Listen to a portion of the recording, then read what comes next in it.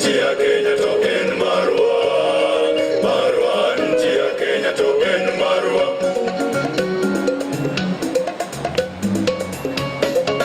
Tunapenda Kenya yetu, tunapenda Kenya yetu, tunapenda tamaduni zetu, tunapenda tamaduni zetu, tunajivunia pori zetu, tunajivunia pori zetu, tunajivunia ngoma za Afrika, tunajivunia ngoma za Afrika. Is Marwa, nen Marwa, Marwa, nchi ya Kenya token Marwa. Ahlan wa sahlan pale unapotegea Aviation TV, kipindi ni utamaduni wetu, ikiletwa nami Zena Muhammad. Nchi ya Kenya ni moja wapo za nchi za Afrika Mashariki inayodhamini na kuenzi utamaduni wa jamii mbalimbali. Sherehe hizi hufanyika kila mwaka katika maeneo tofauti tofauti. Sherehe za mwaka huu wa 2013 zilifanyika katika ukumbi wa National Theatre na watu walijitokeza kwa wingi ili kuja kushiriki, ikiwa ni utamaduni wa 87 tangu uzianze.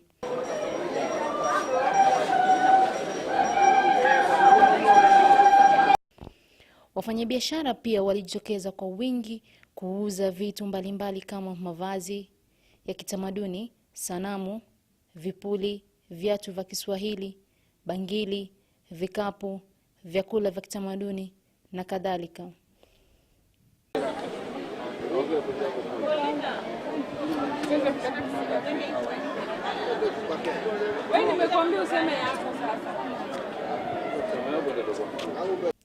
Wageni walikuwa mmoja baada mwingine walitoa hotuba zao kuhusiana na sherehe nzima. Kutoka kaunti ya Vihiga, nichukue fursa hii kushukuru kuna acting director wala kamati andalizi ya sherehe hizi. Nafikiria mmefanya kazi nzuri na ni matumaini yetu kwamba hizi sherehe za kitaifa wakati mmoja pia zitaenda ziwe za kimataifa, kwamba watu wakitoka hapa kimaliza Nairobi wakati mwingine hata waelekee kule nje. Itakuwa bora hivyo. Tunaomba haya yatendeke ili sherehe ziende kiwango kingine, kwa sababu tumesema miaka 87 nafikiri tunaweza kuenda kiwango cha juu. Ni vizuri kujivunia utamaduni wetu, ni vizuri kufurahia na hata kuonyesha utamaduni wetu. Na nafikiria ni shukuru Ministry ya Culture National, na niseme kwamba ni vizuri Ministry ya Culture ishirikiane na sisi jinsi wameshirikiana, tumeshirikiana pamoja ili tuendeleze utamaduni. Unajua mambo ya devolution haitakani ikuje labda affect hizi sherehe ambazo zimekuwa. Kwa hivyo nataka kuamini kwamba tutashirikiana na tuone kwamba sherehe hizi zinafana na kufana zaidi. Nishukuru wale ambao mmefika kutoka sehemu mbalimbali za nchi ya Kenya. Nataka kuwatakia wakati mzuri hapa Nairobi, na nionye kwamba wengine wetu ni wageni Nairobi, labda tunakuja mara ya kwanza, tuwe waangalifu. Nairobi ina changamoto zake, tunaelewana tunapotembea na tunapohusiana. May the best teams win. Thank you. Mimi naitwa Bernard Lukulu from Kakamega County. I'm a member of Kakamega County Assembly. I represent Ikolomani, where the bullfighters are. Unajua hivyo? I've come here to enjoy those who are going to perform in a better way. I like culture, and that's why you hear Ikolomani. Well, with the bullfighters every weekend, because we want to follow our culture. So those who are going to perform to your best, and God will give you the win. And those who will win, we shall give you a present, and we shall be happy of you and proud. Thank you so much. Thank you very much. Patia makofi tafadhali. Mwaka ujao he is very busy lobbying. Tutakwenda Kakamega for the nationals. Ili tuanze kupeleka round. Ametutayarishia ng'ombe ndume kabisa kupigana kule. Okay, so you can come with all your cows and bulls from wherever and see whether they can beat his bulls. Thank you very much. And over to the next county representative. Karibu sana, madam. My names are Violet Lea Shisia. I also come from Kakamega County. I'm a member of Kakamega County Assembly. and I like music. Before I joined that Kakamega County Assembly, I was a music director. Nimekuja na kwaya yangu. Mimi ni nimeleta kwaya yangu. Na mtaona mwenyewe conduct, si ndio? Thank you. Excellent. Thank you very much, Madam. Kumpa makofi tafadhali. Yeah. And all of you, just to members of the county assemblies, the chairman national organizing committee, washiriki wote kwa jumla na maafisa wetu kule kwa county, amjambo. Kwa majina kama vile mmesikia, mimi naitwa Robinson Kanyenze. Kwa wakati huu mimi ndio kaimu mkurugenzi wa utamaduni, na ninawakaribisha sana Nairobi kutoka kwa idara ya utamaduni. Kabla siyasoma ile ujumbe ninao kwa hii karatasi, ningependa sana kwanza kushukuru Mwenyezi Mungu kwa kutupatia nafasi nyingine ya kukutana mwaka huu. Baada ya kukutana mwaka jana kule ACK Church Hall mwaka uliopita, ulikuwa mwaka mgumu sana wakati huo, na Mungu akatusaidia tukafaulu wakati huo. Na sasa hata namshukuru Mwenyezi Mungu zaidi kabisa kwa kuwa naona amezidi kutubariki, na mwaka huu tumekuwa kwa wingi licha ya matatizo inayotokana na mipangilio ya serikali katika nchi yetu kwa ujumla. Kwa hivyo nitaenda tu kusoma ujumbe wangu, lakini nilikuwa nataka tu tujuane kwanza na nitoe shukrani kwa nyinyi wote na Mwenyezi Mungu kwanza. Na kwa ruhusa yenu nafikiri mtanikubali niwasomee hiyo hotuba ninayo, na mnikubali pia nisome kwa Kiingereza, lakini kwa wakati ujao tutajaribu tuone tunatumia kwa lugha ya taifa ambayo ni Kiswahili. Mnanikubali? Asante sana.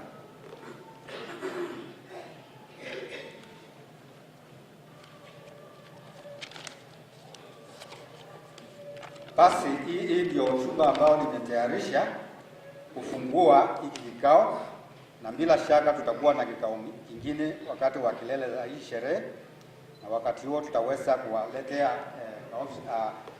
wakubwa wengine kutoka kwa idara ambao watakuja kufunga hii sherehe. Kwa hivyo yangu ilikuwa tu ni kufungua, tuendelee vizuri. Your Excellencies, the governors or their representatives who are present today with us, honorable ministers in charge of county culture dockets,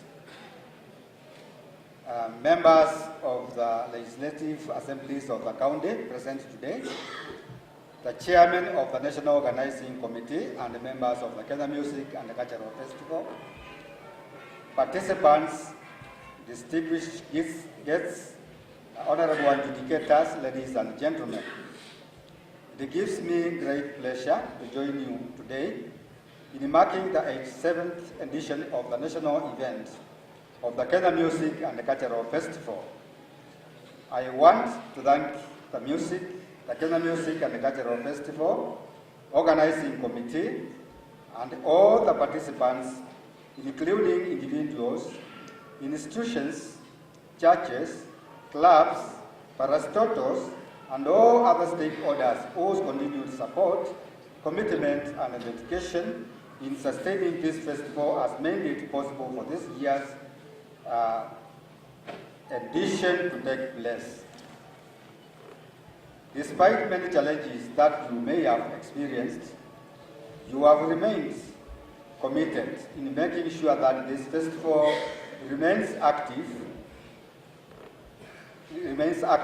and I'm also pleased to note that there is a marked improvement in the number of participants in this year's festival, both at the national, county, and regional levels compared to last year, which is very encouraging.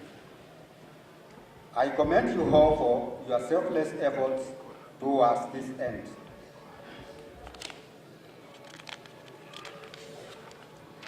Mtanisamehe kama ningekuwa na ile microphone stand, singekuwa na kupoteza wakati, lakini mtaniambia radhi. And on behalf of the Department of Culture and the entire Ministry of Sports, Culture and the Arts, that is the new name of our ministry, not gender. Gender is in another ministry.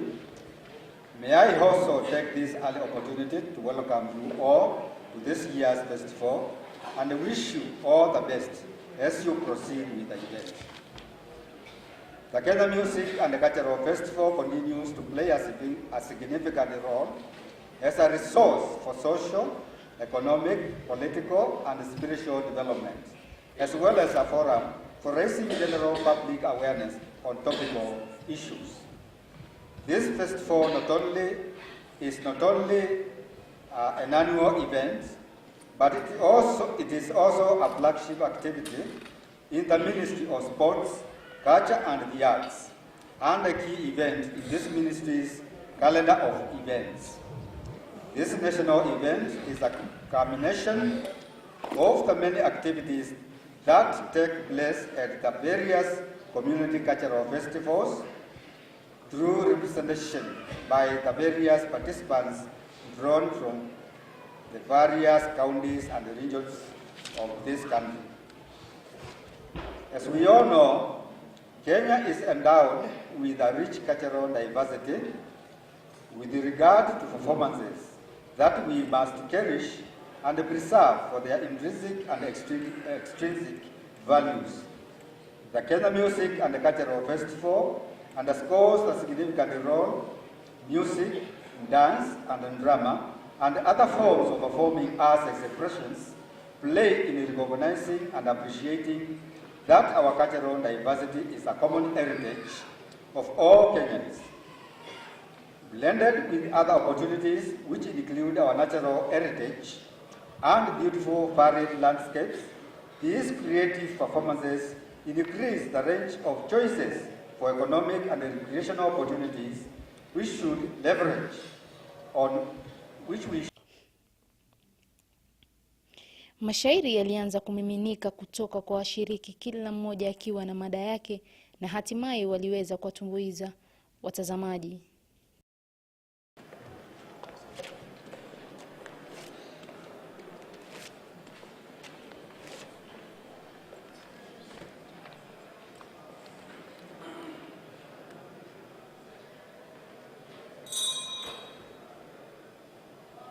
Guests of honor, adjudicators, ladies and gentlemen, before you, I'm Annex Haemba from Moi Teaching and Referral Hospital, Eldoret, ready to recite for you a poem entitled HIV Strong AIDS. More, hear from it. Welcome. AIDS. Oh, AIDS. It is a killing disease. Like a warrior, so it is. Like a burning spear, does not spare. Who brought AIDS? It is a question to you and I. AIDS, it is an enemy to all. Both rich and poor falls. AIDS killed my mom and dad. Like a wounded lion, I cried. Tears rolled down when I saw them roll down to the grave. Who brought AIDS? It is a question to you and I.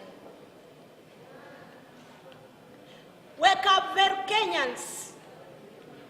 Together we fight AIDS for the better future of our generation. Together we fight AIDS. AIDS does not care whether young or old. Who brought AIDS? It is a question to you and I. At the end of the road I come, From the stage, I move.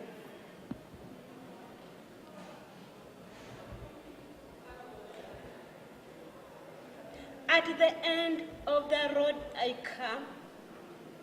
From the stage, I move. For doctors treats and God heals. Together, we shall defeat AIDS. Wherever you go, go with peace, till we meet again. Who brought AIDS?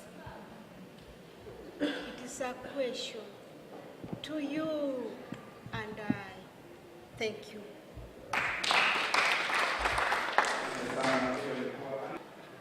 Aha!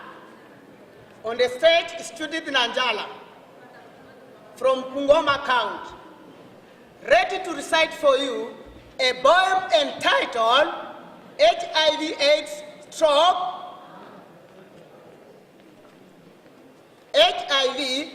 AIDS. Welcome. Oh, AIDS. Oh, AIDS. Where did you come from? Did you come from the east or the west? From the north or the south? Oh, AIDS. Do you have mercy?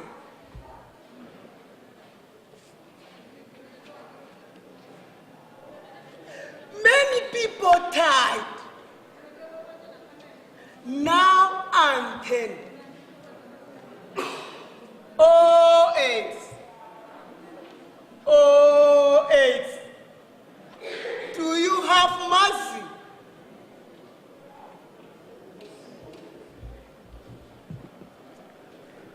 You kill the young and old. Oh, AIDS. Oh, AIDS. Do you have mercy?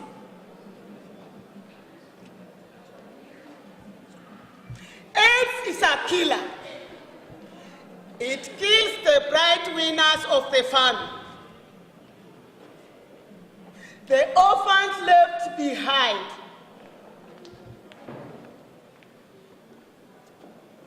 Oh, AIDS. Do you have mercy? Thank you. Gentlemen, fully capacitated with the expectation beyond and beyond any soul's prediction. Relax everywhere, for with my help, Uta always make. You will make it.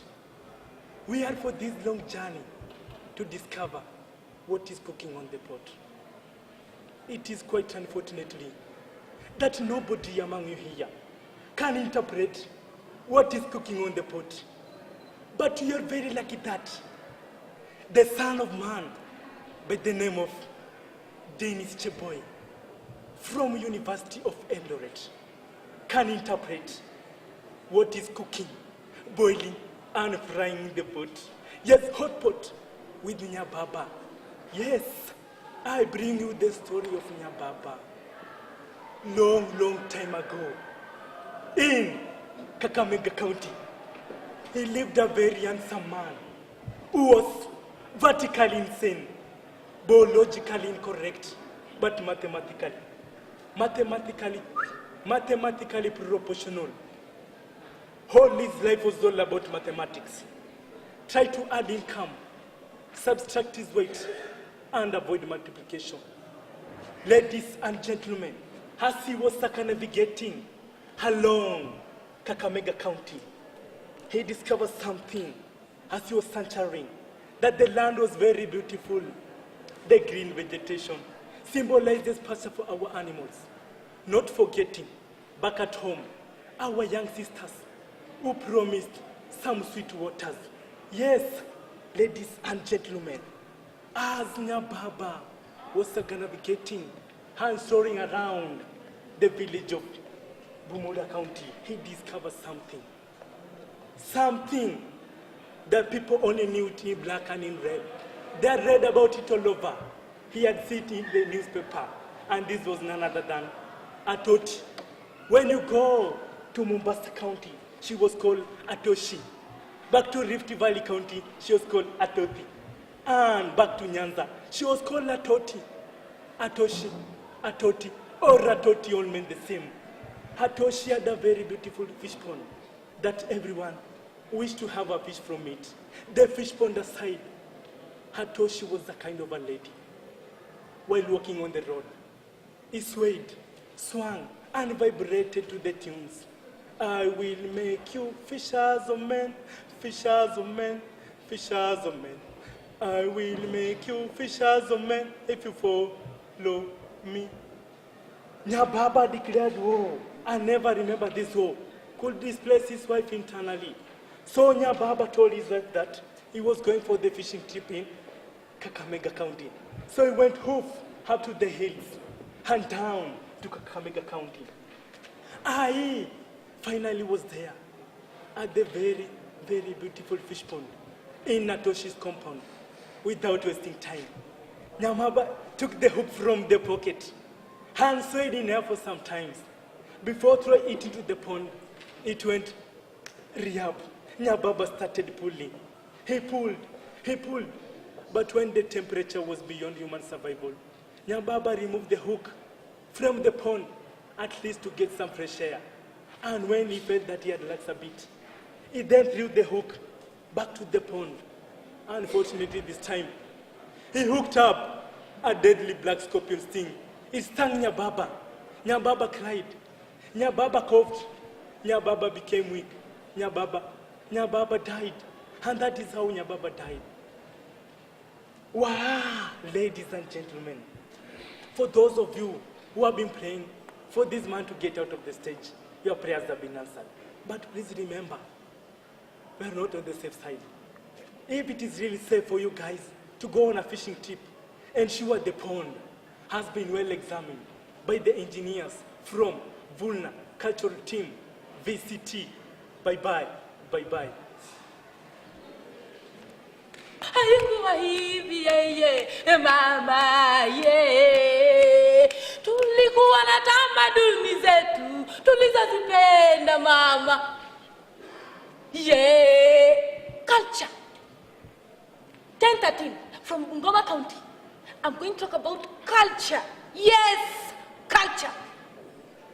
What do you understand by the word culture? Let me just give you a vivid definition of the word culture.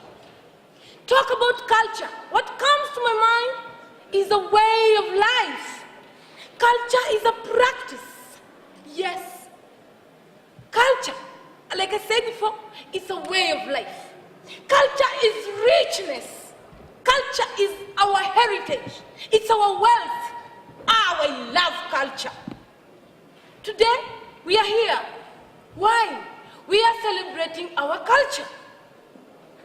Thanks to God that my country, Kenya, even in its constitution, there is a portion for us to celebrate our culture.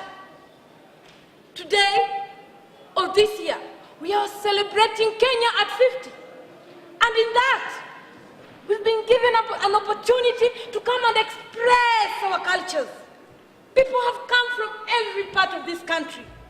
We traveled from Bungoma, Kakamega, Rift Valley, Mombasa. Why? We are celebrating our culture. Naifurahia tamaduni yangu, ayalalele mama. So, we have two types of cultures. Tangible culture and intangible culture. When I talk about tangible culture, this is what I mean. These are things we can touch. We can touch our ornaments. We can touch the drums as we drum them. We can teach our children to make beads and to make our African outfits. That, I'm talking about tangible culture. And we should do it the more. We should teach our children so that they carry on with our culture. If I was not taught about this culture, who or why would I be standing here today? I am a proud Kenyan who stands before you, dressed culturally. You know, when I walk like this anywhere in this country or in this continent, someone will just know that I am a Maasai. Why? Because of how I am dressed. Now, talk about intangible culture.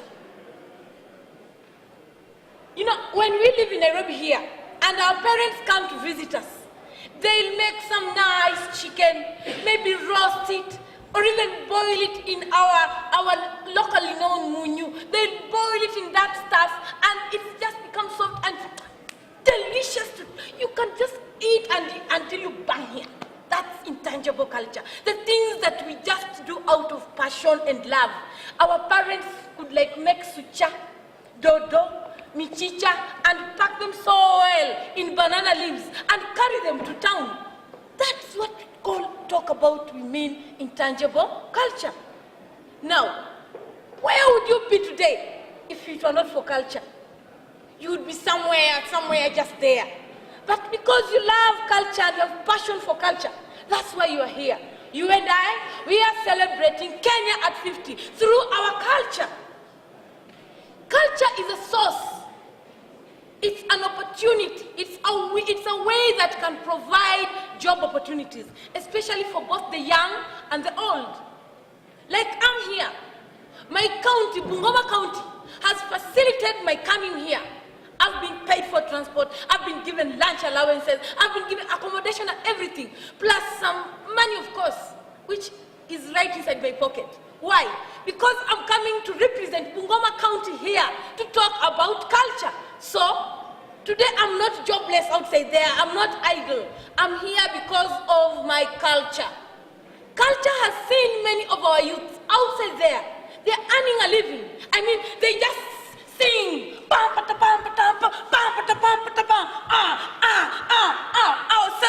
and they are dancing and they are earning money. Supposing most of us, the youth who are here and who are crying day and night that we are jobless, supposing you just walk into a culture and do something useful, won't you earn a living? Through culture. Culture has given us opportunities to be teachers. I walk around my country teaching people about tangible cultures and intangible tangible cultures and intangible culture. So I'm saying it gives us an opportunity to have jobs, to express ourselves. You know, like Kenya, it is our culture to sing our national anthem. We still remember the man who wrote that national anthem. And I'm sure somehow he has been given some benefits. When we sing, oh God of all creation, bless this. It's, you know, we are praying. It's our culture to sing our national anthem.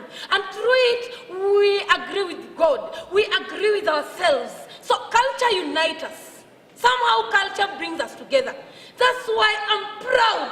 I'm proud of being a Kenyan and being cultured in this country called Kenya. And I will stand firm and praise my culture and talk culture and dress culture. I would love to infect you with this culture. Be cultured. Take African porridge, take African food, sleep African, walk African, and be proud. Mwah! I love my culture.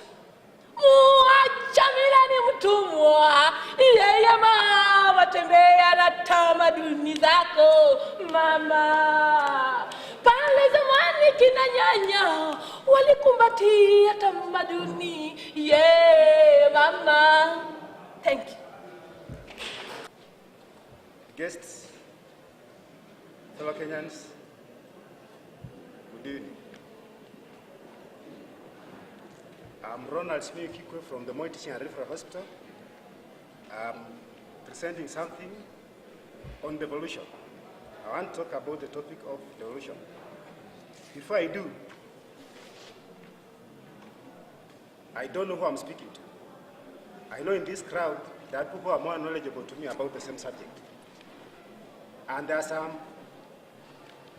people who may know less about the same. There are teachers here, there are lecturers here. I don't know who you are.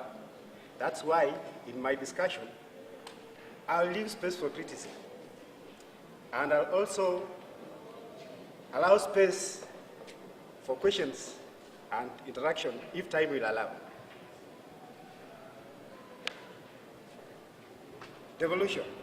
Devolution, I'll define it in a very simplified way because my purpose is to communicate. And since I know many of you know it better than I do, I don't think I'm competent to give you a lecture about the same. Devolution, the simplest way I can define devolution is an instrument where the government shares power with the people. Because I'll explain. Before the devolved government, the decision used to be made by the central government. All the head offices were in Nairobi, and all the decisions and functions were designed and budgeted for from Nairobi. What happens is that the people don't stay in Nairobi. There are some people who have never been to Nairobi. Like me, I came to Nairobi for the first time when I was coming to college. Now, you are making a decision about somebody you do not know. Devolution gives space and corrects that position, whereby the people have a say in the way they are governed. Because if I was a manager and I want to buy a broom for my sweeper, if I want to buy the best broom, I'll involve the sweeper. What he'll do, he'll take care of this broom very carefully, put it in his briefcase as he goes home because it is personal. He participates in deciding which broom is good for that kind of floor. Come with devolution, for example. If we involve people in development, the initiative comes from the people. They know their problem. And where the problem is, there lies a solution. Only that what's lacking is the initiative. But when we devolve the decision-making process, when we devolve governance, what happens is that people participate actively, and people in Turkana would say that Kenya Meat Commission should not have been Nairobi, it should have been Turkana because that's where the cows are coming from. Take, for example,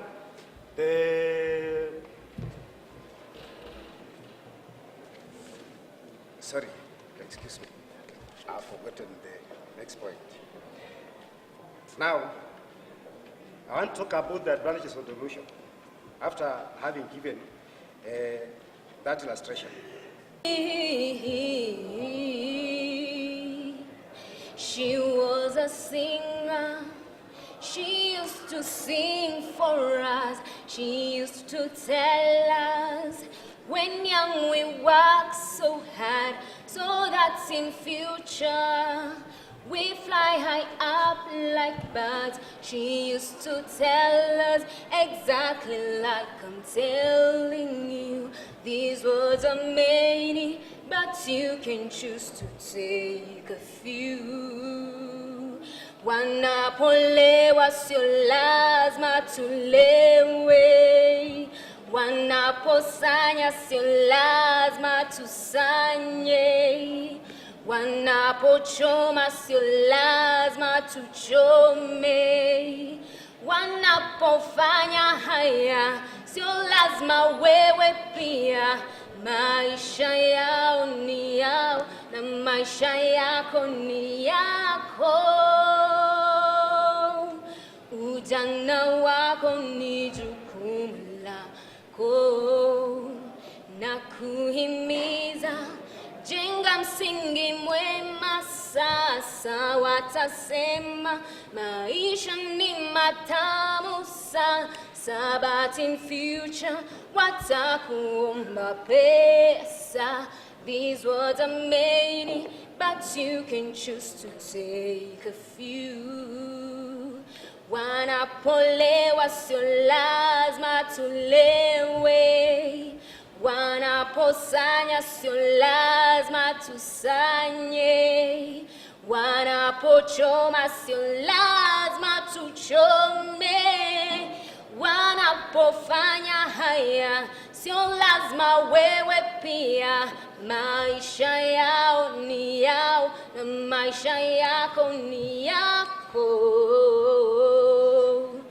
Ujana wako ni jukumu lako.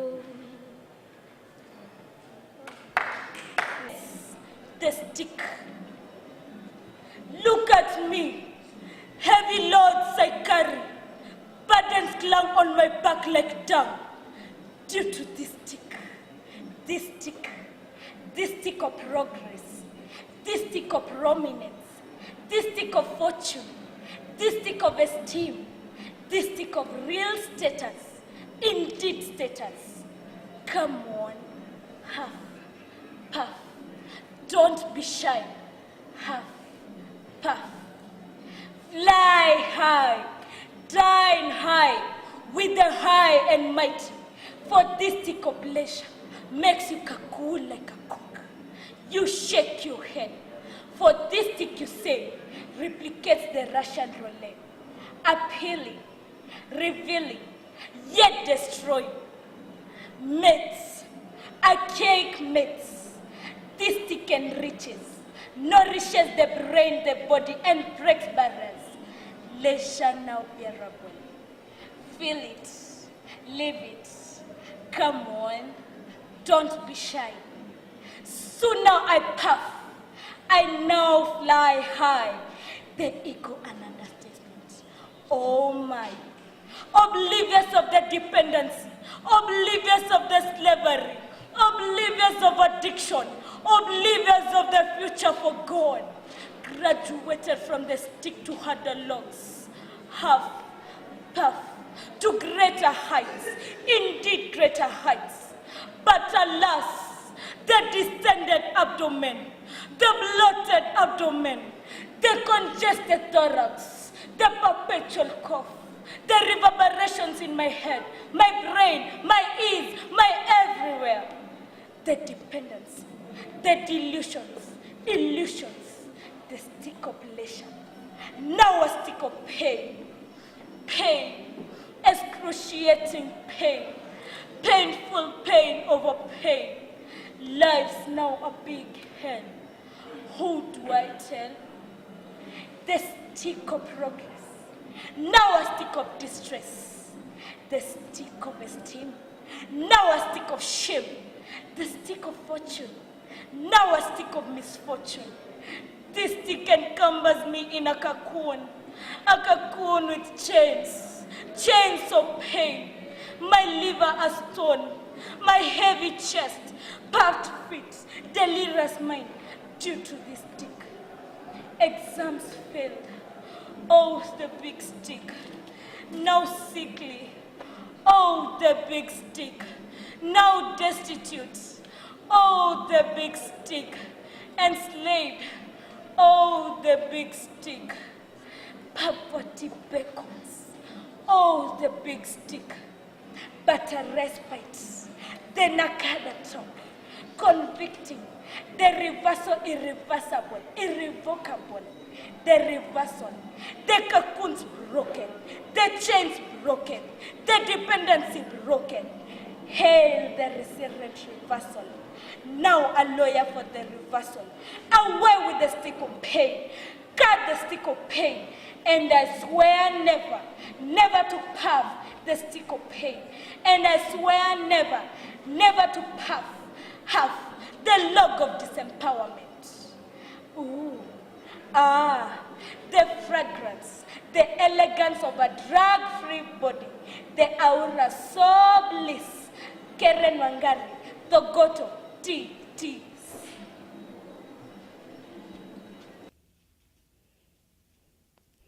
Niliweza kumhoji mmoja wa washiriki na aliweza kutueleza yafuatayo. Jina unaitwa nani? Mimi naitwa Jeni Gatuko. Na umekuja kufanya nini leo huko? Nimekuja mseso kama ya kitamaduni hivi ya Kikuyu. Sasa utatueleza hii ni nini? Hiyo umebeba hiyo na hii utatueleza ni nini? Hii tulikuwa tunaita kwa Kikuyu tunaita hangi.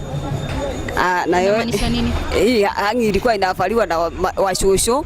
Sasa shosho akiwa amesaa koma, sasa ndio alikuwa anavaa hizi. Na hiyo? Hii naye ilikuwa tunaita madhaga. Mathaga ni kitu tu ya kujirembesha. Sasa kama wakati mnaenda kudance pahali, mnajivalisa hivi, mnajipamba, mnakuwa watu smart. Na hiyo pochi umebeba? Hii ni ya kisasa hii. Hii ni ya kubeba tu vitu hizi za mathaga. Na unahisi vipi leo kuhusiana na hii sherehe? Nahisi mzuri sana. Najisikia niko kama Mkenya. Niko Mkenya kabisa. Sasa unaweza kuchezea kidogo tuoneshe unasikia vizuri leo? Duma ya tumande Kenya yothe Uhuru akigwatia tawa tukiinuka aria mari marima-ini makiumira Nyakenya ndikoma gatoro nĩ ithabu kũneneha tukĩrĩrĩra wega ũyũ wa Uhuru wakana gathathitima Kenya yothe Korea nĩ ciako ciũmbũraga rũkũngũ kwĩmbura Korea nĩ ciako nĩ ciana ikuru ciũmbũraga rũkũngũ kwĩmbura nĩ ciana ikuru Shukran sana.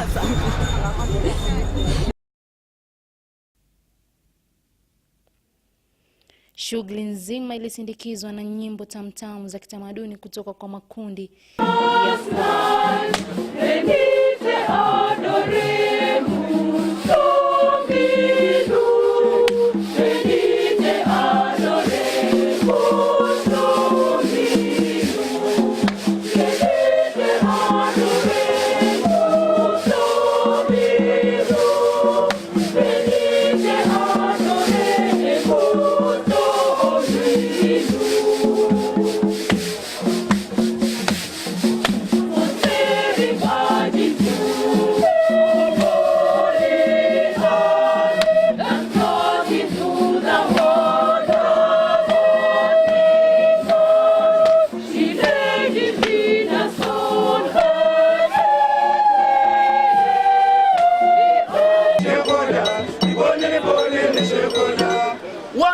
brothers and sisters, we embark on our favorite storytelling session. Just as the sun chips out of the eastern horizon, so do the story narrators of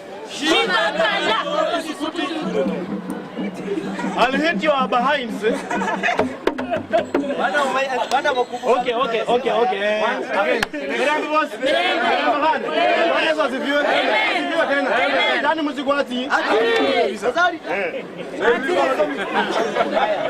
Okay, let us just start. Wait, you must tell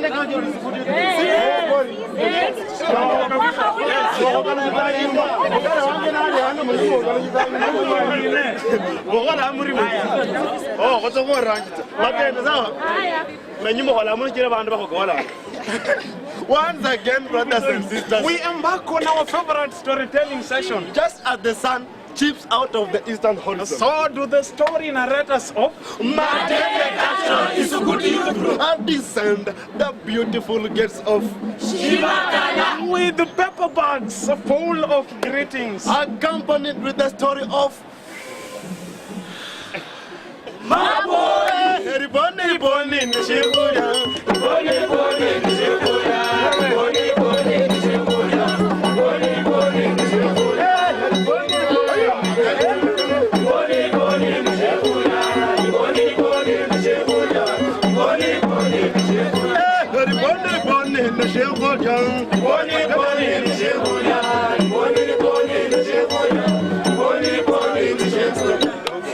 Introduction. Ni hayo tu tulioweza kuandaa. Hadi wakati mwingine, nimekuwa mtayarishi wako Zena Muhammad. Kwa heri.